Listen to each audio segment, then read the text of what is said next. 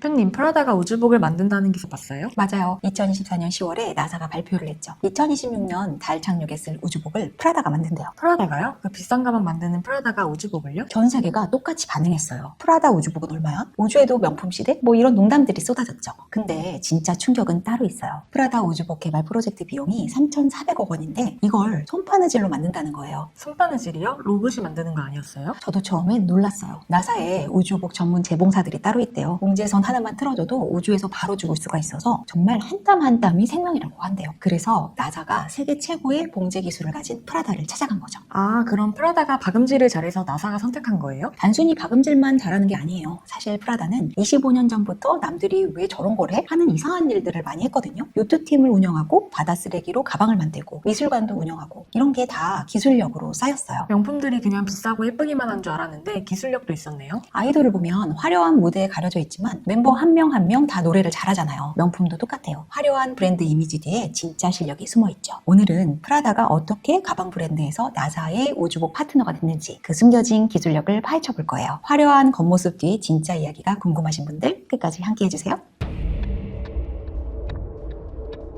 대표님, 요즘 명품 시장이 어렵다던데 진짜예요? 맞아요. 2023년부터 명품 시장이 급격히 얼어붙었어요. 중국 경제 둔화, 인플레이션, 금리 인상, 여기에 MZ세대가 명품 소비를 줄이면서 각 브랜드들이 생존을 위한 전략을 짜고 있죠. 더 이상 예전처럼 비싸기만 하면 팔리는 시대가 아니잖아요. 그래서 브랜드들이 달라진 거네요? 정확해요. 각자 살아남기 위해서 완전히 다른 전략들을 쓰고 있어요. 샤넬은 스캐시티 마케팅으로 극도의 희소성 전략을 선택했어요. 2022년부터 매년 15%씩 가격 인상, VIP 우선 판매로 살 수 없는 제품으로 만들어서 욕구를 자극하고 있죠. 돈이 있어도 못 산다는 거예요? 에르메스는 더 극단적이에요. 아틀리에 시스템으로 한 장인이 버킨백 하나를 18시간에서 25시간 동안 처음부터 끝까지 만들어요. 연간 생산량이 제한되어 있어서 대기 리스트가 몇 년씩이나 된대요. 슬로우 럭셔리의 극치죠. 루이비통은요? 루이비통은 정반대로 드럭 컬처 전략이에요. 슈프림 협업, 고 버즈라블로 시대를 걸쳐서 지금은 퍼렐 윌리엄스가 음악과 패션을 융합하고 있죠. 하이브 비스트 문화로 젊은 층을 완전히 장악했어요. 디올은 어떤가요? 디올은 아티피케이션 전략이에요. 레이디 디올 아트 프로젝트, 베르사유 전시회, 브랜드 자체를 예술화시키고 있죠. 그럼 구찌나 생로랑은요? 구찌는 맥시멀리즘에서 타임리스로 전략을 완전히 바꿨어요. 알렉산드로 미켈레가 떠나고 사바토 데 사르노가 와서 클래식으로 회귀했죠. 생로랑은 안소니 바카렐로 체제에서 프렌치 시크를 극대화하고 있고요. 각자 생존 전략이 다 달라요.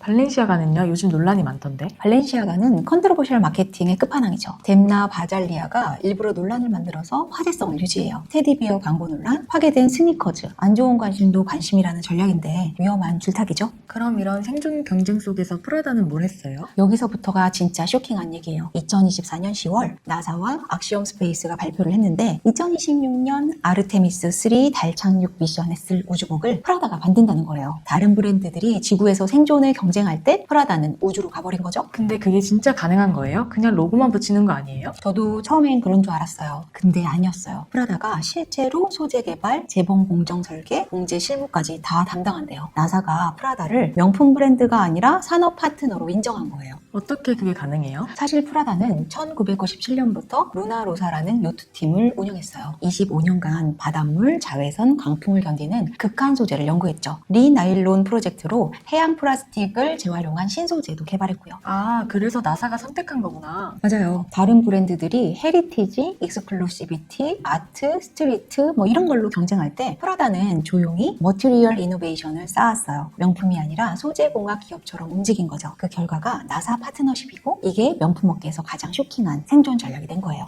대표님, 근데 우주복이 그렇게 어려운 거예요? 그냥 특수 소재로 만들면 되는 거 아니에요? 우주복은 입는 우주선이에요. 무게만 127kg, 16개 층의 특수 소재로 이루어져 있고 영하 157도에서 영상 121도까지 견뎌야 해요. 진공 상태에서 압력 유지, 방사선 차단, 미세 운석 방어까지. 프라다 우주복은 개당 가격이 2천만 달러로 예상한대요. 한국 돈으로 280억 원대죠. 그런 걸 손으로 꿰맨다고요? 놀랍죠? 나사 존슨 우주센터에는 스페이스 수트 프로젝트 팀이 있는데 여기 핵심이 바로 재봉사들이에요. 실 한 올, 바늘 한 땀이 우주 비행사의 생명이라는 말이 있을 정도로 정밀해야 해요. 0.1mm 오차도 허용이 안 돼요. 왜 기계로 안 만들어요? 우주복은 사람 몸에 완벽하게 맞아야 하고 16겹의 소재가 각각 다른 기능을 해요. 가장 안쪽은 냉각수가 흐르는 튜브, 그 다음은 압력 유지층, 단열층, 미세 운석 방어층. 이걸 3차원 곡선으로 봉제해야 되니까 아직은 사람 손이 최고예요. 그래서 프라다가 필요했구나. 프라다의 사르토리아 기술이 여기서 빛을 발한 거죠. 사르토리아는 이탈리아 전통 재단 기술인데 프라다는 이걸 현대적으로 발전시켰어요. 가방 하나에 평균 120개의 공정, 마지막엔 엑스레이 검사까지 하는 품질 관리 시스템이 있거든요. 가방을 엑스레이로 찍어요? 내부 구조물이 완벽한지 봉지선이 정확한지를 확인하는 거예요. 이런 정밀도가 나사의 기준에 딱 맞았죠. 특히 프라다가 요트팀을 운영하면서 쌓은 익스트림 컨디션 봉제 기술이 결정적이었어요. 익스트림 컨디션이요? 요트 경기용 의료는 바닷물에 젖어도 형태가 유지돼야 되고 강풍에도 찢어지면 안 되고 자외선에도 변색이 되면 안 되잖아요. 이러한 극한 조건 봉제 기술이 우주복에 그대로 적용된 거죠. 나사 엔지니어가 프라다의 봉제선은 예술이다 라고 했대요. 와, 진짜 기술력이 있었네요. 더 놀라운 건 프라다가 단순히 봉제만 한 게 아니에요. 우주선 외피에 신소재 개발도 참여했어요. 문더스트 방어 기술이라고 달 표면에 미세먼지가 우주복에 달라붙지 않게 하는 특수 코팅을 같이 개발했죠. 이게 진짜 머터리얼 사이언스예요. 달먼지가 그렇게 위험해요? 달먼지는 지구 모래랑 달라요. 바람이나 물이 없어서 입자가 날카로운 유리 조각처럼 생겼어요. 우주복에 달라붙으면 관절 부분을 마모시키고 밀폐 기능을 손상시킬 수 있죠. 아폴로 때도 가장 큰 문제 중에 하나였어요. 프라다가 그런 것까지 연구한다니. 실제로 프라다 R&D 센터에서는 스페이스웨어 전단팀을 만들었어요. 이탈리아 밀라노 본사와 텍사스 휴스턴을 오가면서 나사 엔지니어들과 2년 동안 공동 연구했죠. 봉제 기술자, 소재 과학자, 디자이너가 한 팀이 돼서 작업했대요. 명품 회사가 이렇게까지 하는구나. 이게 바로 프라다의 인비저블 럭셔리예요. 겉으로 보이는 화려함보다 보이지 않는 기술력에 투자하는 거죠. 우주복 프로젝트가 끝나도 이 기술은 프라다의 일반 제품에도 적용될 거예요. 더 가볍고 더 강하고 더 기능적인 제품들이 나올 거란 얘기죠. 대표님, 근데 프라다가 원래 이런 기술 회사였어요? 아니요. 프라다도 1913년에 가죽 제품으로 시작한 전통 명품이에요. 하지만 1990년대부터 남들과 완전히 다른 길을 갔죠. 다른 브랜드들이 우리는 100년 전통이다 할 때 프라다는 우리는 미래다 라고 했어요. 어떤 이상한 일들을 했어요? 1997년에 갑자기 요트팀을 만들었어요. 루나로사라고 아메리카스컵에 출전하는 프로 요트팀이에요. 명품회사가 웬 요트를? 다들 의아해했죠? 근데 이게 바로 프라다의 리서치 랩이었던 거예요. 요트가 연구소라고요? 요트 경기는 극한의 환경이거든요. 시속 100km가 넘는 바람, 소금물, 강한 자외선. 선수들의 의료는 이 모든 것을 견뎌야 하죠. 프라다는 25년 동안 이런 극한 환경 소재를 연구했어요. 방수인데 통기성 있고, 가벼운데 강하고, 신축성 있는데 형태가 유지되는 소재들이요. 아, 그게 우주복에 쓰인 거구나. 그뿐만이 아니에요. 2019년에는 미나일론 프로젝트를 시작했어요. 해양 플라스틱 쓰레기랑 어망, 섬유 폐기물을 수거해서 새로운 나일론으로 재생산하는 거예요. 이게 단순 친환경 마케팅이 아니라 진짜 서큘러 이코노미를 실현한 거죠. 명품이 쓰레기로 가방을 만든다고요? 프라다는 이걸 뉴 럭셔리라고 불렀어요. 비싸고 희귀한 게 럭셔리가 아니라 지속 가능하고 혁신적인 것이 진짜 럭셔리라는 거죠. 리나일론 제품은 일반 제품보다 비싼데도 완판됐어요. 특히 Z세대한테 폭발적인 반응이었죠. 또 뭐가 있어요? 파운데이션 프라다라는 현대 미술관도 운영해요. 그냥 후원 차원이 아니라 램 코라스가 설계한 진짜 미술관이에요. 여기서 실험적인 현대 미술 전시를 계속하고 있죠. 예술과 패션의 경계를 허물고 있어요. 또 특별한 프로젝트가 있어요? 프라다 타임캡슐 프로젝트가 있어요. 매달 첫째 주 목요일에 한정판 제품을 온라인으로만 판매하는 거예요. 과거 아카이브 제품을 재해석하거나 특별 디자인을 선보이죠. 명품 브랜드가 드론 문화를 도입한 흥미로운 사례예요. 명품이 이렇게 테크 기업 같아도 되는 거예요? 미우치아 프라다가 이런 말을 했어요. 과거를 존중하지만 과거에 갇히지 않는다고. 프라다는 111년 역사를 가진 브랜드지만 가장 미래지향적인 명품이 되려고 하고 있죠. 그래서 나사도 프라다를 선택한 거고요. 전통과 혁신의 완벽한 균형이죠. 대표님, 그런데 이런 결정은 누가 내리는 거예요? 현재 프라다를 이끄는 건 두 명이에요. CEO인 파트리치오 베르텔리와 크리에이티브 디렉터인 미우치아 프라다. 이 부부가 프라다를 지금의 프라다로 만들었죠. 특히 미우치아 프라다는 정말 독특한 인물이에요. 어떤 점이 독특해요? 미우치아는 원래 정치학 박사였어요. 70년대엔 여성 공산주의 운동가였고 팬터마임도 했죠. 1978년에 가족 사업인 프라다에 합류했는데 당시 프라다는 그냥 평범한 가죽 제품 회사였어요. 그런데 이 지식인이 패션을 완전히 다르게 해석하기 시작한 거예요. 정치학 박사가 패션 디자이너가 됐다고요? 그래서 프라다 옷이 입는 철학이라고 불려요. 미우치아는 못생긴 것도 아름다울 수 있다는 어글리 시크 개념을 만들었고 패션을 단순한 예쁜 옷이 아니라 사회적 발언으로 봤죠. 그녀가 자주 하는 말이 있어요. 나는 절대 노스텔지어를 팔지 않는다. 노스텔지어요? 과거에 대한 향수요. 다른 명품들이 100년 전통 헤리티지를 강조할 때 미우치아는 과거는 지루하다, 미래가 흥미롭다라고 했어요. 그래서 2020년부터 벨기에 디자이너 라프 시몬스를 공동 크리에이티브 디렉터로 영입했죠. 두 명이 같이 디자인한다고요? 패션계에서는 처음 있는 일이에요. 미우치아의 지적이고 개념적인 접근과 라프 시몬스의 구조적이고 미니멀한 디자인이 만나서 하나의 패션이 완성된 거죠. 컬렉션 준비할 때도 서로 아이디어를 주고받으면서 발전시킨다고 해요. 신기하네요. CEO인 파트리치오 베르텔리는 어떤 사람이에요? 베르텔리는 퍼펙트맨이라고 불러요. 극도의 완벽주의자죠. 원래 가죽 제품 사업을 하다가 미우치아를 만나서 결혼했는데 경영 천재예요. 프라다를 글로벌 럭셔리 그룹으로 키운 장본인이죠. 요트팀 운영도 그의 아이디어였어요. 요트를 좋아해서요? 단순히 좋아하는 게 아니라 테크놀로지의 극한을 추구한 거예요. 베르텔리는 패션도 결국 공학이다 라고 믿어요. 그래서 프라다 공장은 다른 명품 공장과 달리 로봇과 인간이 협업하고 3D 디자인 시스템을 일찍부터 도입했죠. 그래서 나사가 관심을 가진 거군요. 맞아요. 그리고 차세대 리더도 준비되어 있어요. 아들 로렌조 베르텔리가 그룹의 CSO, 최고 지속 가능 경영 책임자로 일하면서 리나일론 프로젝트를 주도했죠. 프라다의 미래의 전략을 짜는 핵심 인물이에요. 가족 경영인데도 체계적이네요. 프라다는 상장 기업이지만 베르텔리 가족이 지분 80%를 가지고 있어요. 덕분에 단기 수익보다는 장기 비전을 추구할 수 있죠. 나사 프로젝트도 당장 돈이 되는 건 아니지만 프라다의 미래를 위한 투자인 거예요.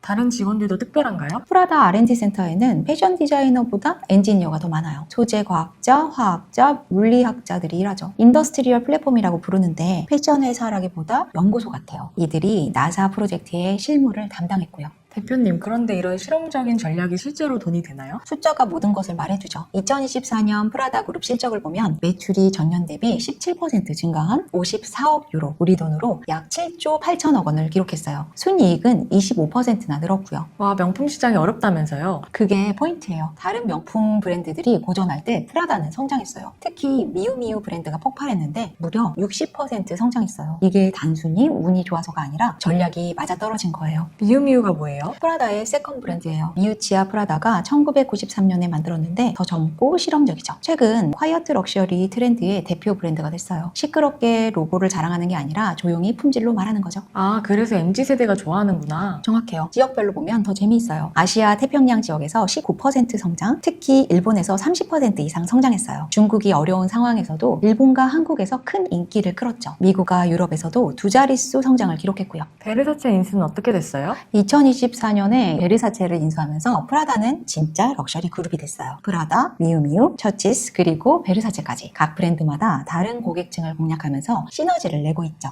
주가는 어때요? 2024년에 52주 최고가를 계속 경신했어요. 홍콩 증시에 상징된 프라다 주가가 한 해 동안 40% 이상 올랐죠. 투자자들도 프라다의 미래 가치를 인정한 거예요. 나사 프로젝트를 발표한 후에 더 많이 올랐고요. 나사 프로젝트가 주가에도 영향을 줬어요? 당연하죠. 투자자들은 단기 실적보다 미래 성장성을 봐요. 나사와의 협업은 프라다가 단순히 패션 회사가 아니라 테크 럭셔리 기업이라는 걸 증명했죠. 앞으로 우주 관광 시대가 오면 프라다가 선점할 수 있다는 기대감이 반영된 거예요. 우주 관광이요? 스페이스X, 블루 오리진 같은 회사들이 우주 관광을 준비하고 있잖아요. 2030년대엔 일반인들도 우주에 갈 수 있을 거예요. 그때 우주복은 누가 만들까요? 나사가 인정한 프라다겠죠. 이게 미래의 먹거리인 거예요. 와, 정말 미래를 보고 투자하는구나. 프라다의 R&D 투자 비중도 계속 늘어나고 있어요. 매출의 3에서 4%를 연구개발비에 쓰는데 이건 명품업계에선 이례적으로 높은 수치예요. 대부분 마케팅에 돈을 쓰거든요. 프라다는 광고보다 기술에 투자하는 거죠. 그래서 실적이 좋은 거군요. 맞아요. 단기적 마케팅보다 장기적 기술 투자가 결국 더 큰 수익을 가져온다는 걸 증명한 거예요. 프라다의 영업이익률도 20%를 넘겼는데 이건 효율적인 경영과 높은 브랜드 가치를 동시에 보여주는 지표죠. 대표님, 그럼 프라다는 이제 명품 브랜드가 아닌 거예요? 재미있는 질문이에요. 프라다는 여전히 명품이지만 더 이상 전통적인 명품은 아니에요. 샤넬이 희소성을 팔고 에르메스가 전통을 팔고 루이비통이 트렌드를 팔 때 프라다는 미래를 파는 거죠. 미래를 판다는 게 어떤 의미예요? 프라다가 추구하는 건 퓨처 럭셔리예요. 단순히 비싸고 예쁜 게 아니라 기능적이고 지속 가능하고 혁신적인 제품이 진짜 럭셔리라는 거죠. 나사의 프로젝트는 이 철학의 정점이에요. 그래서 우주로 간 거군요. 맞아요. 프라다는 이제 머티리얼 사이언스 컴퍼니에 가까워져요. 패션은 그들이 기술을 보여주는 쇼케이스인 거죠. 우주복에 쓰인 기술이 다음 시즌 가방에 적용될 수도 있고 요트의 기술이 일상복에 쓰일 수도 있어요. 와, 그럼 앞으로 프라다 제품이 더 특별해지겠네요? 이미 시작했어요. 최근 프라다 제품을 보면 인비저블 테크가 숨어 있어요. 겉보기엔 평범한 코트인데 나사 기술로 개발한 단열재가 들어있고 가방은 해양 플라스틱을 재활용했지만 더 튼튼하고 가벼워요. 기술이 보이지 않는다는 게 포인트네요. 바로 바로 그거예요. 프라다의 슬로건이 Thinking Fashion인 이유가 여기에 있어요. 겉으로 과시하는 게 아니라 입는 사람만 아는 진짜 가치를 추구하는 거죠. 이게 새로운 럭셔리의 정의예요. 다른 명품들도 따라할 수 있지 않을까요? 쉽지는 않을 것 같아요. 프라다는 25년 넘게 기술에 투자했어요. 루나로사 요트팀, 리나일론 프로젝트, 파운데이션 프라다. 이 모든 게 연결되어 있죠. 하루아침에 따라할 수 있는 게 아니에요. 특히 나사 같은 기관의 신뢰는 돈으로 살 수가 없죠.